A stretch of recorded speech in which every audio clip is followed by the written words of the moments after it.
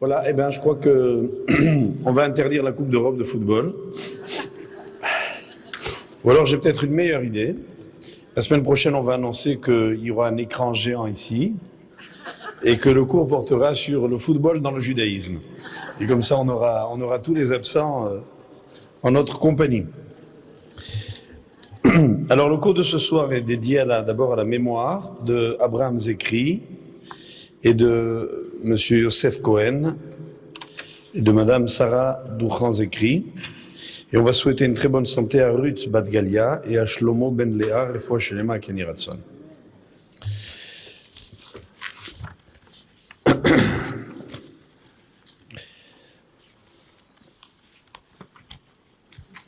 J'avais pensé un moment, il y a un peu d'écho, non?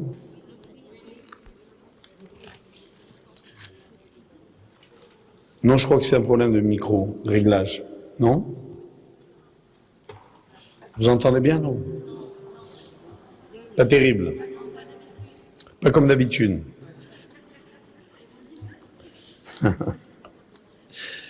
Oui.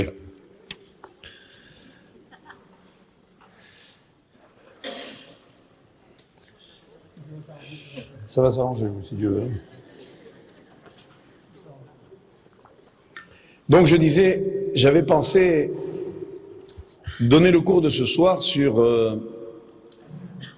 le problème à la fois philosophique et existentiel que pose la médiatisation à outrance de tout, des moyens de communication modernes, et donc une réflexion sur ce sujet. Comme j'ai pas eu le temps de la mener comme je le souhaitais, Bezrat Hashem, on reporte ça, j'espère, à lundi prochain. Je voulais juste que vous sachiez que je maintiendrai malgré tous les cours, bien que la période qui nous sépare du Yom HaTorah nous procure un surcroît de travail considérable. Mais j'ai peine, même si parfois l'assistance est moins nombreuse qu'autrefois, à supprimer ce cours. Et je vous signale donc que nous le donnerons, nous sommes aujourd'hui le 10 juin, on le donnera à Emir Sachem le 17 et le 24. Et le 1er juillet, qui sera le lendemain de Yom HaTorah, notre cours sera, je pense, le cours de clôture, et nous le donnerons dans un style totalement différent de l'habitude, puisque nous aurons comme invité, qui sera venu à l'occasion de Yom HaTorah, le grand rabbin de Moscou, et qui nous parlera justement des problèmes du judaïsme russe aujourd'hui. Et nous ferons une soirée en son honneur, et pour venir en aide à nos frères donc de Moscou. On vous expliquera à ce moment-là dans quelles conditions. Et cette soirée sera également agrémentée d'un buffet, d'une petite animation, orchestre, match de football, enfin absolument tout, pour que on puisse tous nous retrouver. Et à l'issue du cours, il y aura un match dans la cour entre les rabbins et les autres. Et je serai donc seul d'un côté pour essayer de contrer l'adversaire. Alors ce soir, le thème est plus sérieux, puisque à partir d'un texte biblique, je voudrais essayer avec vous de réfléchir quelques instants sur le thème du sens de la vie et de ce que le roi Salomon a appelé la vanité de la vie. Et ce texte biblique, c'est bien évidemment Kohelet, l'Ecclésiaste, qui est d'un des livres de la Bible, qui a été attribué au roi Salomon, dont on dit donc que le roi Salomon a rédigé 3 livres bibliques, le Shir HaShirim, le Cantique des Cantiques, Mishlé, le livre des Proverbes, Kohelet, le livre de la sagesse. Et dans ce livre de la sagesse, abondent les citations qui sont devenues pratiquement le patrimoine de l'humanité. Il y a énormément de gens qui citent des phrases très connues, comme « tout est vanité », sans savoir peut-être qu'il s'agit du texte de l'Ecclésiaste. Et en fait, en réfléchissant, je ne ferai pas d'analyse de texte à proprement parler, du contenu de l'Ecclésiaste, mais sur la personnalité du roi Salomon, quelque peu mal jugée par l'immense majorité des historiens et des philosophes. Je voudrais que nous tirions ensemble une leçon, je pense forte, du sens de la vie et donc du sens de la vanité. Et pour comprendre cela, d'abord une introduction.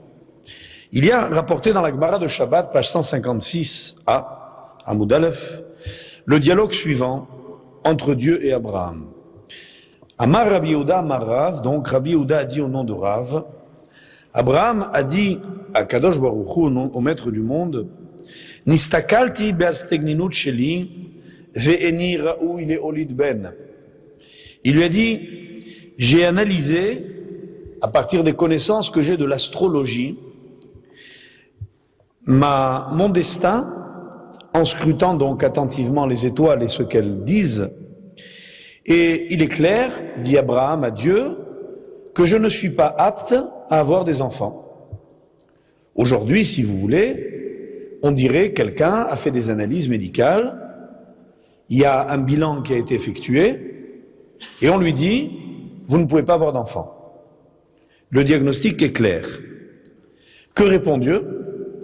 Amarlo, c'est Meitstagninut shelcha. Laisse tomber ton astrologie, littéralement sors de ton astrologie, She'en mazal le Israël, car il n'y a pas de déterminisme pour le peuple juif. Ce thème est un thème très profond. La Torah admet le mazal, elle considère qu'il existe un déterminisme astral, que les étoiles veulent dire quelque chose, que l'horoscope veut dire quelque chose, que aujourd'hui on dira la médecine, les prévisions, la technologie qui permet d'y parvenir veulent dire quelque chose. Et on dit que Abraham, donc nous aujourd'hui, qui remplaçons Abraham dans ce dialogue, que nous dit Dieu? Sortez de votre astrologie, oubliez le déterminisme. Ça veut dire que dans l'histoire il y a des causalités incontournables, il y a des règles, il y a des théorèmes. On nous dit qu'il y a tant de pourcents de chômeurs, qu'il y a tant de personnes à qui il arrive telle et telle chose, dans tous les domaines de la vie, c'est scientifiquement avéré. Et lorsque quelqu'un fait notamment un bilan, qu'on lui annonce qu'il est malheureusement porteur d'une grave maladie, ou qu'il est dans l'incapacité d'enfanter, il n'y a pas à commenter ce diagnostic. Il est scientifiquement avéré. Qu'est-ce qu'on doit en faire? Réponse de la Gemara de Shabbat, oublie ton astrologie. L'astrologie, rappelez-vous, c'était la science de l'époque. Aujourd'hui, ça paraît un gadget, on en rit parfois, on se demande quelle est sa véritable nature, son importance. D'abord, même aujourd'hui, tout le monde n'en rit pas, je parle dans les hémicycles scientifiques, mais nous dirons aujourd'hui que l'astrologie a été remplacée par d'autres sciences plus exactes, et qui donc ont leur mot à dire sur le sens de la vie. Alors, qu'est-ce que nous faisons d'une connaissance scientifique? Restez avec ce texte en stand-by pendant quelques instants. Deuxième texte contenu dans la Gemara de Shabbat, mais dans la page 30, toujours le même texte du Talmud, et qui demande, en citant le Kohelet, Ma itron la Adam bechol amalo sheyamol tachat hashamesh. Quel profit l'homme tire-t-il de tout le labeur qu'il investit sous le soleil? Et la Gemara va dire, au nom de Rabbi Yanaï, Tachat hashamesh ude'en lo. Aval kodem hashemesh yesh lo. Dans l'école de Rabbi Yanaï, donc maître de l'époque talmudique, on enseignait, l'homme se pose cette question quand il s'interroge sur le profit qu'il a, l'intérêt qu'il a à travailler pour un labeur sous le soleil. Mais quand il s'agit de ce qui est avant le soleil, c'est sûr qu'il a un profit. Or, cette fameuse phrase, titre de Kohelet, qui va bien évidemment être la base de notre réflexion, qui consiste à se dire, il n'y a rien de neuf sous le soleil, il n'y a aucun intérêt sous le soleil. Le Talmud l'a reprise à l'envers, en disant, sous le soleil, il y a de l'intérêt, il n'y a pas d'intérêt, mais au-dessus du soleil, il y a un intérêt pour le labeur que l'on endure. Les choses n'ont pas de sens sous le soleil, elles ont un sens au-dessus du soleil. Bon, ça c'était le préambule, les deux textes, gardez-les en tête un instant. Maintenant, Salomon. Quelle est l'histoire de Salomon? Un homme, fils de David, auquel on prédisait un grand avenir. C'est vrai qu'à peine âgé de 12 ans, il va accéder au trône d'Israël, il va avoir un destin fabuleux, envié, il va être l'homme considéré comme l'homme le plus sage de tous les temps, Il va être un roi que certains ont présenté comme un monarque facile, qui s'était laissé griser par son succès, à la tête d'un grand royaume, entouré de courtisanes, avec une vie très facile, avec un palais somptueux, avec des fêtes tous les jours, si bien qu'il y aura des expressions, même dans le Talmud, qui diront « le plus beau repas que l'on puisse faire ne ressemblera jamais aux tables du roi Salomon ». Donc c'est le roi de l'abondance, de la richesse, de la beauté, du luxe, peut-être même du plaisir. Voilà comment on présente le roi Salomon. Qu'en est-il ? Pour comprendre le roi Salomon, ce n'est pas que je vais faire une étude historique, philosophique ou religieuse. Je vais poser tout simplement le problème de sa vie. Qu'est-ce que sa vie aujourd'hui ? Moi, qu'est-ce que j'ai à faire, juif de ce siècle, avec la sagesse du roi Salomon ? Qu'est-ce que m'apporte la vie qu'il a vécue, ce qu'il a compris ou échoué ? Voilà ma question, et on va en comprendre l'intérêt dans un instant. Or, en nous présentant le roi Salomon, le texte biblique dans le texte des rois, dans le 2e livre, dans Melachim Bet, va dire au chapitre 3 comme cela, « She'al ma eten lach » Dieu un jour a dit à Salomon, à peine devenu roi d'Israël, « Que dois-je te donner ? Qu'est-ce que tu souhaites ?» Et le roi Salomon, tout jeune, a répondu, « Venatata le'avdecha lev shomea lishpot et amecha le'avin ben tov lera » etc. Le petit roi a répondu, « Donne à ton serviteur un cœur qui écoute, un cœur qui comprend, lève Shoméa, afin de juger ton peuple et de discerner entre le bien et le mal. » Le Midrash, en commentant ce verset, dit la chose suivante. La requête de Salomon ressemble à l'image suivante, celle d'un conseiller d'un roi qui est venu un jour devant son souverain, lequel lui a dit « Je veux te récompenser de ta fidélité. Choisis la récompense que tu souhaites. » Alors le Midrash toujours continue et dit, le conseiller s'est dit, si je me demande de l'or ou de l'argent, le roi me les donnera. Si je lui demande des vêtements royaux, il me les donnera. Si je lui demande un somptueux palais, il me le donnera. Je vais demander une chose qui m'accordera plus que l'or, l'argent, les vêtements et le palais. Je vais demander au roi ce qu'il peut me donner de plus grand et de plus fort. Je vais lui demander la main de sa fille. Il a demandé la princesse en mariage. Ainsi, le roi Salomon, dit le Midrash, procéda. Plutôt que de solliciter de Dieu la richesse, la gloire, le pouvoir, qu'est-ce qu'il a demandé ? Il a demandé la sagesse, qui est appelée la fille de Dieu, qui est appelée sa princesse à lui, car, conclut le Midrash, celui qui possède la sagesse possède tout. Alors ici, il ne faut surtout pas se contenter d'une lecture superficielle de ce Midrash. La lecture superficielle, c'est de se dire, finalement, Salomon, il est très malin. Qu'est-ce qu'il voulait ? Il voulait être riche, bien habillé, avoir un beau palais, mais au lieu de tout demander, il a dit, je vais être le gendre du roi, et puis en tant que gendre du roi, j'aurai tous les honneurs, j'aurai tous les pouvoirs, j'aurai toutes les richesses. Donc, c'était un calcul savant. Voilà quelle serait la lecture superficielle et fausse de ce Midrash. Il ne s'agissait pas pour lui, simplement, de solliciter des avantages avec une méthode un peu différente. Non.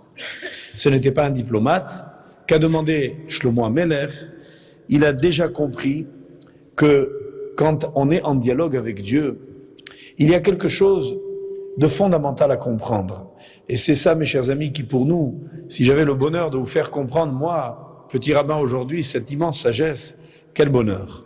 À savoir que finalement Salomon a réalisé que dans ce monde, quand on dialogue avec Dieu, il y a une chose qui a disparu. Une, qui est finalement toute celle qui préoccupe le monde et l'homme. C'est le monde du possible et le monde de l'impossible. Qu'est-ce qu'un monde humain ? C'est un monde dans lequel il y a une terminologie des choses qui oscille entre le possible et l'impossible. Je peux demander une chose si elle est possible. Je ne peux pas la demander si elle est impossible. Hachem parle à Salomon. Celui-ci comprend qu'il y a des choses possibles. La sagesse, la richesse, les honneurs, la gloire. Et qu'il y a apparemment des choses impossibles. La sagesse, tout savoir. Est-ce que c'est possible? Salomon a demandé l'impossible. Pourquoi? Parce qu'il a compris qu'aux yeux de Dieu, il n'y avait aucune différence entre le possible et l'impossible. Vous croyez, vous, comme moi, qu'on ne peut pas sauver un malade qui est agonisant? Pourquoi? Parce qu'on nous a dit cela. C'est la vie. Vous pensez comme moi qu'on ne peut pas donner des enfants à une femme qui est stérile. Vous pensez comme moi qu'on ne peut pas sauver quelqu'un qui voit une épée s'abattre sur lui et qui est dans la main d'un adversaire résolu à le tuer, et son épée est à quelques millimètres de son cou. C'est clair qu'il va le tuer. On pense que le sauver, c'est impossible. Qu'est-ce qu'un croyant? C'est quelqu'un qui ne sait pas faire la différence entre le possible et l'impossible. C'est quelqu'un qui est capable de demander l'impossible. Pourquoi? Parce qu'il s'adresse à celui qui est le maître de l'impossible. Avoir compris Dieu, c'est savoir quoi lui demander. Or, cette sagesse, c'était celle-là dont a fait preuve ici le roi Salomon. Or, cette idée, d'où nous la trouvons? Quelle en est la source dans la Torah? Souvenez-vous, lorsque Abraham a chassé Agar avec son fils Ishmaël, elle est partie malheureusement errer dans le désert, je reviendrai là-dessus dans un tout petit instant, et elle était la seule avec son fils en plein désert, et la petite outre d'eau qu'ils avaient emportée était vite terminée. L'enfant se met à pleurer, il a soif, elle cherche autour d'elle désespérément, et elle ne voit pas de puits, elle ne voit pas d'eau. Et voilà que le verset de la Torah dit, Va ifkah Elokim et Aenea, va tere be'er ma'im. Et Dieu ouvrit ses yeux et elle vit un puits d'eau. Le problème qui se pose à nous est de comprendre ce verset. En tant que rationaliste, on se posera la question suivante. Est-ce que le puits, il était ou il n'était pas là? Apparemment, si je lis le verset dans le sens simple, il était là. Qu'est-ce qui se passait? C'est qu'elle ne l'a pas vu. Alors qu'a fait Dieu? Il lui a ouvert les yeux. Il y aura toujours des esprits malins pour dire, bon, c'était un mirage. Alors elle a cru que c'était un mirage, ou elle a eu une insolation, elle n'avait pas emporté de chapeau, alors le soleil lui a tapé sur la tête, elle a perdu conscience, et puis elle s'est réveillée. Tout ce que vous voudrez, moi je veux bien. Je suis pas là pour essayer de rationaliser la Bible, je suis là pour essayer de la comprendre. Le message prophétique, lui, il est clair. Il veut dire que dans ce monde, faire l'impossible pour Dieu, c'est possible. Qu'entre la réalité et la fiction, il n'y a qu'une différence non pas de nature, mais de situation. Ça veut dire qu'il y a des choses dont on croit qu'elles n'existent pas, et elles existent, mais on ne la voit pas. Le Rabbi Nachman de Breslav disait quelque chose de très beau. Il disait, le monde est rempli de lumière, mais il suffit de fermer les yeux pour pas s'en apercevoir. Quel est le problème de l'homme? C'est qu'il voit pas. Il voit pas ce qui se passe dans le monde. Il est littéralement aveugle face aux événements. Or, ici, l'enseignement que nous donne Agar, c'est ne pas simplement imaginer que là la Torah a parlé de ses yeux de chair, de ce qui se passait dans son acuité visuelle, qu'elle était myope et que d'un seul coup elle a trouvé ses lunettes, et qu'elle a vu le puits qui était à 5 ou 10 mètres devant elle. Non. Ce qu'ici la Torah nous enseigne, c'est que tout peut arriver quand on prie vers Hachem. Or, s'il y a bien eu un moment où cette femme était sincère dans sa vie, c'est quand elle était en train de voir son fils mourir et qu'elle a supplié l'Éternel de lui donner de quoi la sauver, de quoi le sauver. Et ça a été le cas.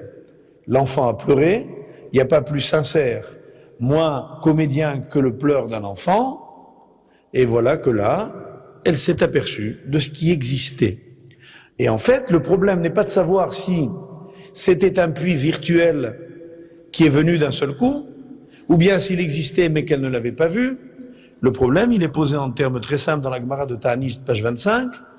C'était l'histoire d'un rabbin qui, un vendredi soir, dans son foyer, n'avait pas d'huile pour allumer les veilleuses, et qui a mis du vinaigre dans son récipient pour allumer les veilleuses, et qui a dit, devant l'étonnement de son entourage, que celui qui a dit à l'huile brûle, dise au vinaigre brûle.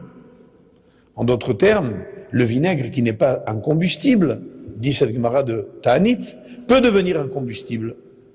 Le problème, c'est que nous avons une appréciation qui est une appréciation rationnelle des faits, parce que nous connaissons des règles qui sont des théorèmes, qui sont des principes généraux, que nous enseigne la Torah, et nous enseigne que les principes généraux ne sont pas une loi inéluctable. Et il y a une expression en hébreu qui est très forte pour désigner la loi de la nature, écoutez-la bien, et elle dit comme cela en hébreu, à Olam, keminhago noheg. Le monde suit son habitude. Je trouve cette phrase absolument géniale. Elle correspond aux règles les plus modernes de la physique nucléaire contemporaine. Aujourd'hui, en termes de physique nucléaire, on parle de loi de probabilité. Ça veut dire que quand il y a un bombardement d'électrons, on tire la règle générale de la constatation de ce que, vraisemblablement, s'il n'y a pas d'anomalie, tel électron va arriver à tel endroit. Il se peut qu'une fois sur 1 milliard, il y ait un déplacement d'une fraction de micron. C'est-à-dire on est dans l'infiniment petit. Cette différence-là, pour les savants, elle est surprenante. Elle constitue quoi? Le domaine du possible. Entre la théorie du possible et la théorie du réel, aujourd'hui les scientifiques s'interrogent. Et ils disent, est-ce que le réel correspond au possible, ou bien est-ce que le réel c'est une loi intangible? Or mes chers amis, pour avoir un petit peu étudié la question avec des scientifiques éminents, on arrive très rapidement à la conclusion qu'aujourd'hui dans le monde scientifique, quand on dit qu'on énonce des règles, on n'a aucune certitude absolue. La dimension de la certitude absolue n'existe pas. Regardez la grandeur des textes midrashiques et des textes bibliques. Il y a dans le midrash de Rabbi Oshaya, Rabbi Oshaya, un maître du Talmud dans le midrash, dit que lorsque, au début de la création du monde, Dieu a dit que la lumière soit et la lumière fut, etc., pour l'ensemble de la création, il est dit ainsi, et Dieu dit que les arbres produisent des fruits, etc., et il est dit alors, vayehichen, et ce fut ainsi. Et vous savez ce que dit ce rabbin? Il dit, qu'est-ce que ça veut dire ce fut ainsi, ken? Ça veut dire ce fut à peu près ainsi. Et quoi? Eh bien, il dit que la nature, elle a légèrement désobéi à Dieu. Cette idée est géniale, pourquoi? Parce que ça signifie que les rabbins du Talmud avaient déjà supposé qu'il y avait une liberté dans la matière, qu'il y avait ce que l'on appelle aujourd'hui une plasticité de la matière, une souplesse dans l'application des lois. Quelle est la dose de liberté de la matière? Elle est infinitésimale, elle est toute petite. Un électron, le pauvre, qu'est-ce qu'il a comme liberté? Nous, on peut aller à Los Angeles ou à Tokyo. Lui, il peut aller un micron à gauche, un micron à droite. Mais ça lui suffit, parce qu'il est tout petit. Qu'est-ce qu'il demande, l'électron? Pas grand-chose. Un petit micron par-ci, un petit micron par-là. Vous voyez? Donc, notre dimension à nous de liberté homme, nous voulons tout faire. Lui, il ne peut faire qu'un tout petit peu. Mais la liberté est de la même nature. Or, ça veut dire que si je comprends bien, d'après ce midrash, quand en hébreu on dit ken, ça veut pas dire oui, ça veut dire à peu près. Vous comprenez maintenant pourquoi c'est difficile de parler avec les juifs? Parce que quand alors vous venez, ils vous disent ken. Ken, ça veut dire peut-être. D'accord? Ça veut dire ken, ça veut dire que ce soit ainsi. Ça veut dire que la réalité n'est jamais conforme au projet. Vous pensez faire quelque chose, et ça se passe toujours autrement. Même les gens qui veulent prévoir les cérémonies dans le moindre détail, vous voulez prévoir tout. Vous allez préparer votre mariage si Dieu veut, et vous allez prévoir d'arriver à telle heure, qu'il va y avoir telle chose à tel moment, que vous allez rentrer dans la synagogue en mettant le pied droit, et puis le pied gauche 32 cm et demi plus loin, et puis de nouveau le pied droit 33 cm,3, etc. Et puis vous allez vous gourer. Peut-être d'1 millimètre, d'1 centimètre, peut-être carrément de Marie, enfin vous trouvez carrément des erreurs plus ou moins dramatiques. Mais le fait est, c'est que les choses ne se dérouleront jamais comme vous les avez prévues. Alors le problème est de savoir si ça vaut la peine de prévoir, puisque de toute façon, ça se passe pas comme on a prévu. Ce qui est sûr, c'est qu'il faut tirer comme philosophie de là, qu'il faut pas dramatiser si les choses ne se passent pas comme on avait prévu. Parce qu'il y a beaucoup de gens qui sont malades, mais alors malades, ça leur gâche tout, parce que les choses ne se sont pas passées comme ils avaient prévu. Alors je dis à ces gens, est-ce que vous êtes plus sage que le Créateur? Lui, il a donné des ordres au monde, et quand il a dit à l'arbre fais ceci, il a dit à peu près. Et nous, on va faire les malins. Il faut rester modeste. Même quand on est très prévoyant, les choses ne se passent pas comme il faut. Et nous apprenons cet enseignement de Moïse, qui au moment de la sortie d'Égypte, a dit à Pharaon, nous allons sortir d'Égypte. Et il lui a dit, je vais te dire à quelle heure, Kachatzot alayla. Nous sortirons vers minuit. Et finalement, Dieu lui avait dit à minuit. Mais Moïse a dit vers minuit. Pourquoi? Est-ce qu'il pensait qu'Akadosh Baruch Hu serait en retard? Il a dit non. Il pensait que peut-être les hommes se tromperaient. Et que si à l'époque il n'y avait pas de montre à quartz réglée sur satellite, que si, en faisant un compte de quelques minutes en avance, les Égyptiens constataient que la sortie d'Égypte n'avait pas eu lieu, ils auraient dit c'est ça votre Dieu? Il ne sait même pas calculer. De peur de tomber dans l'erreur, Moïse a été prudent. Et de là, les maîtres du Talmud ont tiré un enseignement que nous devrions tous vivre. Ils ont dit ainsi, Lemad leshonecha lemor eneni yodea. Apprends ta langue à dire, je ne sais pas. Shema titbade vete achez. La Gemara dit, de peur que tu sois pris en défaut. En d'autres termes, il vaut mieux être un peu imprécis, au risque d'être infirmé par les événements, que d'être trop précis et avoir la certitude d'être infirmé par eux. Donc, c'est pas seulement de la prudence, c'est une philosophie de la vie. Et voilà pourquoi on va comprendre ici ce qui s'est passé avec ce conseiller. Ce conseiller n'était pas si stupide. Pourquoi? Parce qu'il savait bien qu'en demandant la fille du roi, le roi à l'époque avait droit de vie ou de mort. Et si la demande lui paraissait inconvenante, il aurait immédiatement dit à ses bourreaux d'exécuter cet homme. Mais pour qui tu te prends? Tu demandes ma fille? Tout de suite, à l'échafaud. Or, s'il a pris ce risque, ce n'est pas parce qu'il voulait de l'or et de l'argent. Si vraiment il était tellement malin, il l'aurait demandé. Il l'aurait demandé subtilement. Il l'aurait demandé un palais avec le budget de fonctionnement. Des serviteurs pour le protéger de ses habits royaux, avec ses habits royaux. Bref, il aurait formulé autrement. S'il a demandé la princesse, qu'est-ce que ça veut dire? Ça veut dire qu'il y tenait vraiment. Et qu'il savait qu'il risquait sa vie pour elle. Et qu'il éprouvait pour elle un véritable amour. Et que ce qu'il voulait, c'était vraiment elle.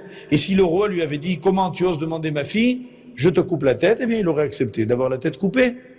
Parce que c'est ça qu'il voulait. Et en fin de compte, si nous reprenons notre parabole, le roi Salomon ne voulait pas richesse, pouvoir et dignité. Il voulait la sagesse. Et il l'a eu. Et Dieu va la lui donner.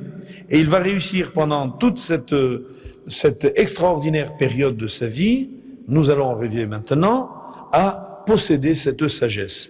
Or, la dimension de la sagesse, j'ai besoin juste de vous en dire un petit mot. Qu'est-ce que ça veut dire la dimension de la sagesse? Nos maîtres, pour comprendre qu'est-ce que c'est que la sagesse, nous disent, réfléchissons quelque peu sur l'autre dimension, c'est-à-dire la bêtise.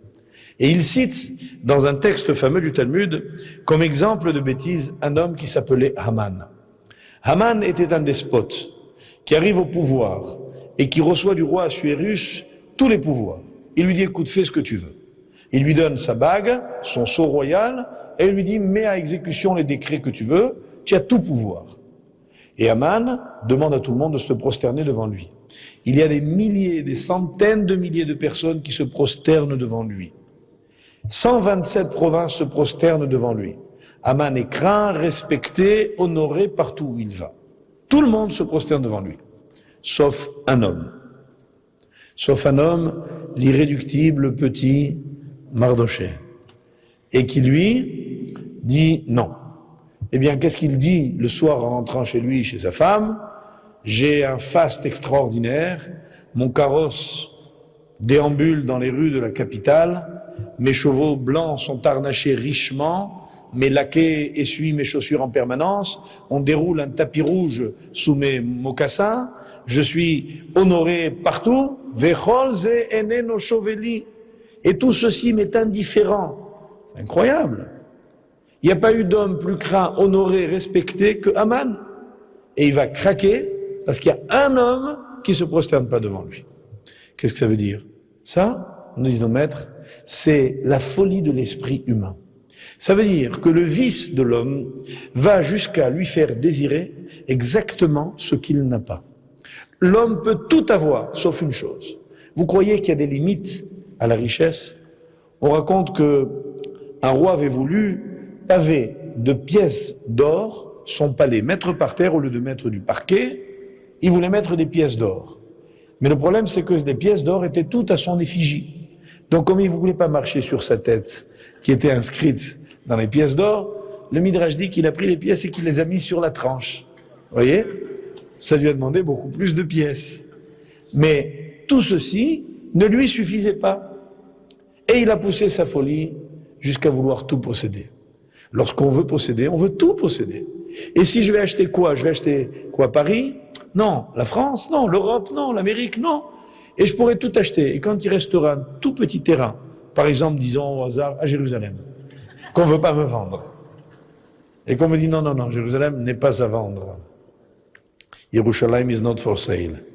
Et qu'il va le réaliser, alors il va, quoi? Enrager. Mais il possède tout. Imaginons un monarque despote qui possède le monde entier. Il ne regardera que les quelques arpents de terre qu'il n'a pas eu la possibilité d'acheter. Quand on lui aura dit, mais vous savez, c'est grave la mort, il a dit oui, qu'il meure. Alors finalement, les médecins se sont ravisés et ont proposé qu'au lieu d'avoir un rapport avec elle, il suffisait qu'il la regarde. On a demandé au Chachamim, ils ont dit qu'il meure. Et puis alors les médecins ont dit, mais Rabbi, mais il va la voir simplement, derrière une grille si vous voulez, avec des barreaux, on va l'enchaîner. Non, qu'il meure. Alors évidemment, la Gemara s'arrête là-bas, et Rachid demande, mais pourquoi est-ce que les rabbins n'ont pas proposé le mariage? C'était une bonne solution. Il aurait pu vivre avec cette femme, et puis les apparences auraient été sauves. Ils répondent, c'est parce que cet homme, il voulait pas se marier avec cette femme. Il voulait avoir un rapport avec elle. Et vous croyez que c'est ça qui l'aurait assouvi, calmé, guéri? Sûrement pas. On ne dupe pas les sages d'Israël.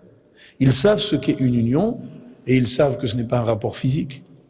Et dès lors que, par exemple, certains se trompent et s'illusionnent, en imaginant que c'est ça qu'ils vont trouver dans le mariage, un épanouissement physique, une compagnie, un plaisir, eh bien, ils fourvoient complètement leur conception. Et ils sont jamais satisfaits. Et celui qui a des problèmes dans ce domaine, et qui pense régler en se mariant, ne les règle jamais, parce qu'il n'a pas été capable de les régler avant. Et cette dimension-là mérite aujourd'hui qu'on y réfléchisse beaucoup, parce qu'il y a une sorte d'ambiguïté du sens des choses qui font que finalement, on n'est pas capable nous-mêmes de se poser les vrais problèmes. Et voilà pourquoi ici, en parlant de Chokhmah, nos maîtres ont dit que le roi Salomon, ce qu'il a finalement demandé à Dieu, c'est de lui donner la chose la plus belle, la plus grande, la plus inaccessible du monde. Celle dont Job, prenons l'exemple de Job. Il a souffert, vous savez que Job avait tout, il était riche, il était considéré, il était heureux, il était en bonne santé, il était père de famille, il avait tout. Et voilà que malheur s'abat sur lui après malheur, et qu'on lui reprend tout du ciel. Il n'a plus rien. Il est malade, il est veuf, il n'a plus d'enfants, il n'a plus de fortune, il n'a plus de santé, il n'a plus de dignité, il n'a plus rien. Et il est nu comme un ver sur une botte de foin, et il est là sur la paille, c'est bien l'expression derrière sur la paille, ça vient de Job. Et effectivement, qu'est-ce qu'il fait à ce moment-là? Il fait une prière. Regardez, cette prière, elle est remarquée dans le chapitre 29. Il dit de Job, il dit ainsi, Mi iteneni keyarche kedem kime eloka ishmereni. Ah, si je pouvais revenir aux mois, les mois, hierach, les mois d'antan, lorsque Dieu me gardait. Et la Gemara dans Choulin, dans Nida, page 30, dit que ceci désigne en fait l'époque fétale, quand il était un fœtus dans le ventre de sa mère. Ça veut dire que l'aspiration ultime de Job, qui aurait pu, lorsque il exprimait une prière sincère, quand on souffre, quand on est malade, qu'est-ce qu'on demande à Dieu? D'être en bonne santé. Quand on est pauvre, qu'est-ce qu'on demande? D'être riche. Quand on n'a pas d'enfant, qu'est-ce qu'on demande? En avoir. Il n'a pas demandé tout cela. Il n'a pas dit à Dieu, donne-moi une femme, des enfants, de la richesse, de la santé, de la dignité, des honneurs, des vêtements. Il n'a rien demandé de tout ça. Il a dit, si je pouvais revenir dans le ventre de ma mère. En fait, vous voyez à partir d'ici d'abord que Freud ne nous a rien appris. Nous savons que l'état embryonnaire, c'est effectivement l'état auquel aspire l'individu. Et c'est dommage qu'on n'ait pas connu Freud. Enfin, moi, s'il habitait Paris, je serais allé le voir, parce que vraiment, écrire tout ce qu'il a écrit sans savoir ce que la Torah le disait, c'est khram, c'est dommage. Vraiment, parce qu'il y a des tas de choses dont il se serait passé, et vous savez bien qu'il l'a confié à un de ses élèves, que je connais, qui est toujours vivant, qui est le grand Ben Safran, dont j'ai parlé une fois, qui a 93 ans, je crois, aujourd'hui, et qu'il a connu en tant qu'élève à Vienne. Et quand il lui a dit tout ce que contenait le Talmud sur Moïse, il a dit, si j'avais su tout cela, j'aurais pas écrit ce que j'ai écrit sur Moïse. Je ferme la parenthèse. Donc on voit que si il y a une aspiration profonde de l'homme, de Job, qui incarne ici la sagesse éternelle de l'être humain, c'est l'aspiration au ventre de la mer. Et ça veut dire quoi? Pour le Talmud là-bas, l'aspiration au retour au ventre de la mer. C'est pas seulement le confort, l'air conditionné, la nourriture abondante, variée, quotidienne, l'absence de soucis, aucune décision à prendre, l'univers protégé. Tout ça, c'est des thèmes connus? Non, c'est plus que ça. Le Talmud dit que quand on est dans le ventre de sa mère, on a une lumière allumée au-dessus de sa tête, comme le flash qu'il y a au-dessus de la mienne et qui est en train de me faire transpirer par cette chaleur considérable, et qui nous permet d'éclairer d'un bout à l'autre de l'humanité. C'est-à-dire qu'on voit le monde tout entier grâce à la lumière que Dieu nous place sur notre visage. Et cette dimension-là, c'est celle à laquelle l'homme aspire. Donc Job, qu'est-ce qu'il a demandé à Dieu? Il a dit, si je pouvais comprendre les choses, parce que je comprends rien. Qu'est-ce qui est dur dans une épreuve? C'est de pas la comprendre. C'est pas l'épreuve, on a toujours la force de la supporter. L'être humain a des capacités d'adaptation extraordinaires. Mais ce qui est insupportable, c'est pas comprendre ce qui nous arrive. Et voilà ce qu'a demandé Job. Il a dit, si je pouvais comprendre, si je pouvais revenir dans le ventre de ma mère pour comprendre, comme cet ange qui m'expliquait la Torah, tout ce que signifie finalement le monde. Alors, le roi Salomon a donc demandé cela, et il n'a pas voulu cacher une autre demande. Or, ici, il nous faut comprendre, pour mieux arriver à cerner le fond du problème que j'aimerais vous expliquer, quelle est la nature d'une épreuve, quelle est la nature de la vie, quel est donc le sens que nous avons, que nous voulons, que nous essaierons dans un instant de dégager du sens de la vie. Eh bien, souvenez-vous qu'Abraham a eu donc à attendre son fils très longtemps. Texte de la Gemara que nous avons cité tout à l'heure. Et Dieu lui a dit, laisse tomber les prévisionnistes, laisse tomber les scientifiques, écoute-moi à moi, sors de tes certitudes et viens croire en moi. C'est ce qu'a fait Abraham. Et voilà qu'Abraham va donc avoir un fils à l'âge de 100 ans, c'est quelque chose. Et quand il va voir cet enfant, au bout de 37 ans, Dieu lui dit, voilà comment formule la Torah, Veha Elohim Nisa et Abraham. Et l'Éternel envoya une épreuve à Abraham. L'épreuve, vous la connaissez tous, c'était prends ton fils et conduis-le sur la montagne, ligote-le et sacrifie-le. Or, ici, qui allait mourir? Yitzhak. Qui souffre? Abraham. Il est clair, la Torah dit que c'est l'épreuve d'Abraham. Akedat Yitzhak, c'est le Nisayon d'Abraham, je parle en hébreu.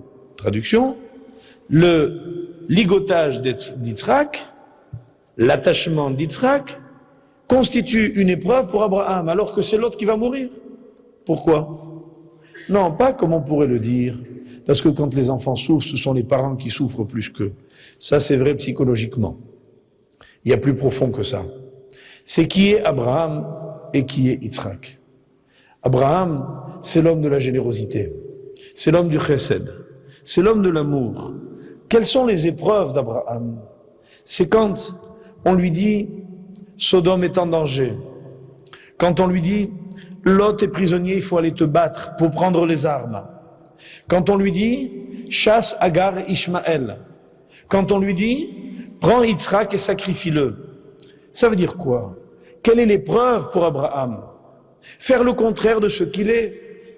Qu'est-ce qui nous est dur à nous, mes chers amis, dans la vie? Ce qui nous est pas facile, définition. c'est pas simplement une lapalissade. Ça veut dire que les épreuves de l'existence qui nous constituent vraiment et qui sont pour nous le cœur de l'enseignement de la vie, c'est lorsque nous savons ce que nous souffrons. Il y a des gens qui pensent que la souffrance c'est ça. Pourquoi? Parce que c'est leur souffrance. Or, il y a quelque chose de très fort qui est exprimé dans la Torah. C'est que la souffrance isole. Chaque être humain qui souffre est un être seul. Voilà pourquoi il y a une tellement grande mitzvah à rendre visite à un malade qui souffre dans un hôpital. Parce qu'il se sent seul, abandonné, et il se dit « personne ne me comprend ». Et même quand on va le voir, il a l'impression qu'on fait partie d'un autre monde, qu'on crée des distances entre lui et nous. C'est un art d'aller visiter les malades. C'est une science. Il ne faut pas les démoraliser. Il ne faut pas aller les voir quand ils sont au plus bas dans la journée. Il ne faut pas aller leur dire des choses désagréables. Leur dire, qu'est-ce que vous avez ça? Ah, j'ai connu monsieur Untel, il est mort la semaine dernière, la même chose. Il y a des gens qui sont très intelligents, vous voyez, et qui font ça régulièrement. Ah, vous avez ça? Oh là là, que c'est grave. Vous voyez, genre comme ça, le gars, il valait mieux ne pas venir. Parce que même s'il se dit, vous vous reprenez, vous dites ça autrement, moi je parodie, mais lui, il va dramatiquement comprendre. Quand on va lui dire, vous êtes dans cet état, écoutez, je vais appeler le rabbin, préparez-vous, faites le schéma, vous connaissez le schéma, alors répétez après moi, schéma Israël. D'accord? Là, vous l'avez tué, même s'il n'est pas mort. Et cette dimension-là, c'est pas la plus bénigne de la visite au malade. Elle consiste à lui donner espoir, à le soutenir, à l'aider et à le faire sortir de son isolement. Et à lui faire sentir, parce que moi j'ai en tête un texte extraordinaire dans la Gemara de Brachot. Souvenez-vous, je l'ai cité souvent dans mes cours, que lorsque Rabbi Yochanan est allé visiter Rabbi Eliezer, son maître, qu'il a trouvé en train de pleurer dans son lit, et qu'il lui a dit « Pourquoi pleures-tu » et qu'il a dit « Est-ce que tu pleures parce que tu es pauvre? Est-ce que tu pleures parce que tu es ignorant ?» Il lui a dit aussi « Est-ce que tu pleures parce que tu souffres ?» Parce que Rabbi Eliezer avait perdu 2 enfants, Barminan. Et Rabbi Yochanan a alors sorti la dent de son 10e fils, qu'il avait toujours sur lui, il a dit « Regarde, moi aussi ». Qu'est-ce que ça veut dire? Ça veut dire ne crois pas que tu es seul à souffrir. Nous souffrons tous. Ça veut dire que un malade a besoin de sentir qu'avec lui on est. C'est ça la dimension de la nechama. Quand on va voir un endeuillé, vous croyez qu'on va lui faire revivre la personne, l'être cher qu'il a perdu? On ne peut pas le sortir de sa tristesse. La disparition est irréversible. Alors qu'est-ce qu'on peut faire pour lui? Lui faire sentir qu'il n'est pas seul. Et ça, c'est une énorme mitzvah.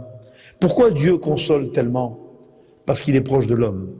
La dimension de Hachem, telle qu'elle est perçue dans la Torah, qui passe 5 livres, non pas à nous donner des lois. Finalement, si la Torah c'était des mitzvot, mes chers amis, pourquoi est-ce qu'elle n'aurait pas commencé en nous disant tu ne feras pas ceci, tu ne tueras pas, tu ne feras pas ceci, tu feras cela? Pourquoi? Elle raconte l'histoire d'Adam et d'Abraham et de Moshe et de Aaron. Pourquoi? Pour nous dire que Dieu vit avec l'homme. Que la Torah, c'est pas seulement une loi, une codification, c'est une histoire. Et qu'elle décrit les relations entre l'homme et Dieu. Et que moi, je sais que je suis jamais seul. Que Hachem m'accompagne toujours. Et ça, c'est une immense consolation. C'est un immense réconfort. On dit que la Shekhinah est au-dessus du lit d'un malade. Ça, c'est des phrases qu'il faut connaître. Quand vous allez visiter des malades, dites-le leur. Vous savez que la halakha nous interdit de nous asseoir sur le lit d'un malade.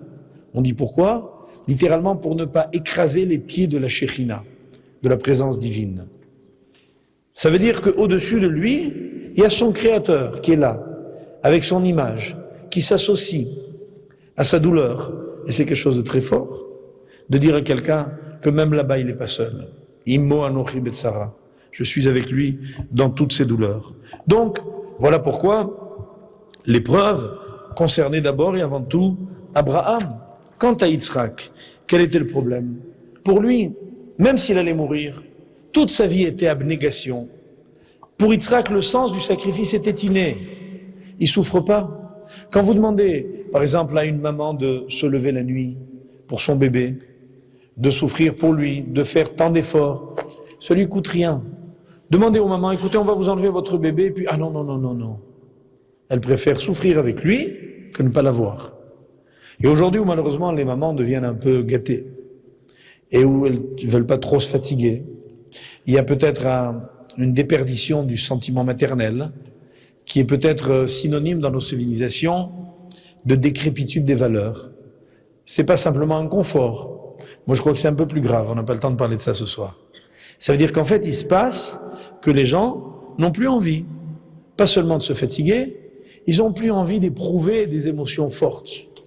Et c'est extraordinaire de se lever en pleine nuit pour un petit être qui pleure et qui a besoin de vous, et que vous êtes la seule à pouvoir satisfaire, parce qu'il a besoin de manger. Une maman qui nourrit son bébé, c'est très fatigant, mais c'est fabuleux comme expérience. Parce que c'est celle justement de la dépendance absolue. Et cette dimension-là, elle ne coûte rien. Elle ne coûte rien, parce qu'on sait pourquoi on souffre, pourquoi on endure, pourquoi on se lève.